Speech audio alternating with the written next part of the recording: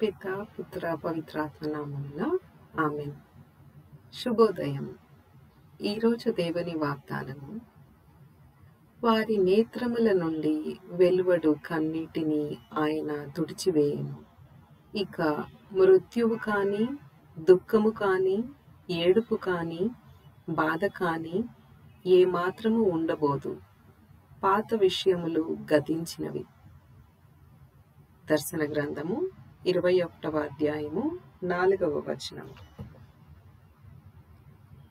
క్రీస్తు ప్రభునందు మన విశ్వాసాన్ని ప్రకటిద్దాం. యేసువా, మీ మరణమును ప్రకటించదము, మీ ఉత్థానమును చాటుదము, మీరు మరలా వచ్చు వరకు వేచియుందుము. త్రిద్వైక సర్వేశ్వరుడు మన జీవితాల్లో చేసిన మేలులకు వారికి వందనములు అర్పిద్దాం. నీతి గల తండ్రి, మీకే స్తోత్రము. జీవం గల తండ్రి, మీకే స్తోత్రము. ఆత్మలకు తండ్రి, మీకే స్తోత్రము. దేవిని పుత్రుడా మరియ తనయ, మీకే స్తోత్రము. మార్గము, సత్యము, జీవము అయిన యేసు, మీకే స్తోత్రము. మా మంచి కాపరి అయిన యేసు, మీకే స్తోత్రము. మీ గాయముల ద్వారా స్వస్థతనిచ్చిన యేసు, మీకే స్తోత్రము. పవిత్రాత్మదేవ, మీకే స్తోత్రము. సత్యస్వరూపి అగు ఆత్మ, మీకే స్తోత్రము. వివేకము నొసగు ఆత్మ, మీకే స్తోత్రము. ఈరోజు దేవుని వాక్యాన్ని చదువుకుందాం. లూకా సువార్త 11వ అధ్యాయం వచనములు 29 నుండి 32 వరకు. ప్రజలు అనేకులు అచట చేరగా యేసు ఇట్లు చెప్పనారంభించెను. ఈ తరము దుష్టమైనది.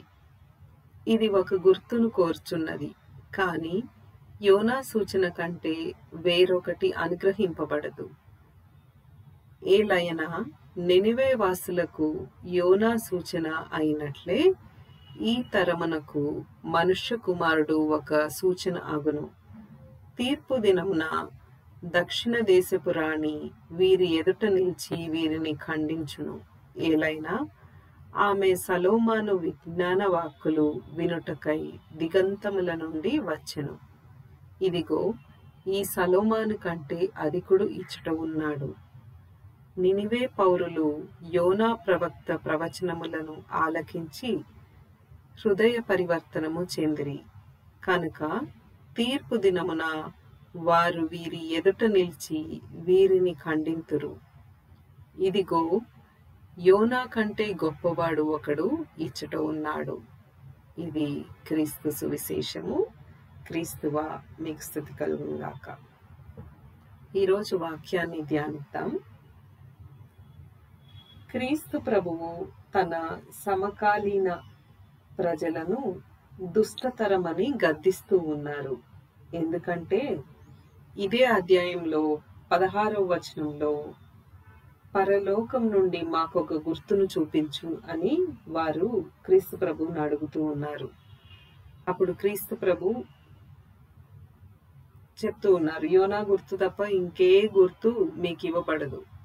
అప్పటికే క్రీస్తు ప్రభు ఎన్నో అద్భుతాలు చేస్తున్నారు. అయినా కూడా వాళ్ళు పరలోకం నుండి ఒక గుర్తు ఇవ్వు అని చెప్పి అడుగుతూ ఉన్నారు.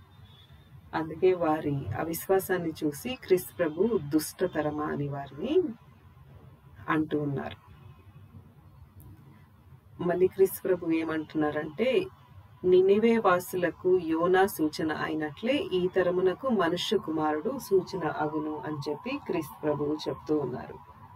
క్రీస్తు ప్రభువు జన్మ, మరణము, ఉత్థానము, మోక్షారోహణమే మనకు ఒక గొప్ప సూచన. ప్రవక్తలందరికంటే ఆ ప్రవక్తలను పంపిన సృష్టికర్త గొప్పవాడు కదా. ఆ దేవుడే ఇహలోకానికి వచ్చిన ఈ తరం అంటే క్రీస్తు ప్రభు తరం వారు నమ్మలేదని ప్రభు అంటున్నారు. విశ్వసించిన వారు విశ్వసింపని వారిని ఖండిస్తారని కూడా క్రీస్తు ప్రభు చెప్తూ ఉన్నారు.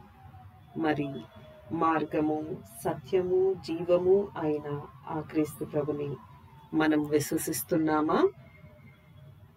ఆత్మ పరిశీలన చేసుకుందాం. ప్రార్థించుదము. ఓ క్రీస్తు ప్రభువా, మాలో ఎటువంటి అవిశ్వాసము ఉన్నా దానిని తొలగించుము. చూసి విశ్వసించే వారి కంటే చూడక విశ్వసించు వారు ధన్యులు అని యోహాను 20వ అధ్యాయము 29వ వచనం ప్రకారం మేము విశ్వసిస్తున్నాం ప్రభువా. మా విశ్వాసం దృఢంగా ఉండి మీ వాక్యం ధ్యానించి పాటించు కృపను మాకు అనుగ్రహించండి. మా తరం, రాబోయే తరాలు సైతం మీ యందు విశ్వసించి మీ దివ్యవాక్కు వ్యాప్తికి కృషి చేసేలా దీవించండి ప్రభువా. మీ రాజ్యం కోసం మేము చురుకుగా పనిచేయుటకు మాకు అనుగ్రహం దయచేయండి. మా ఈ ప్రార్థన యేసు ఘనమైన నామమున అడిగి వేడుకొంచున్నాం తండ్రి. ఆమేన్.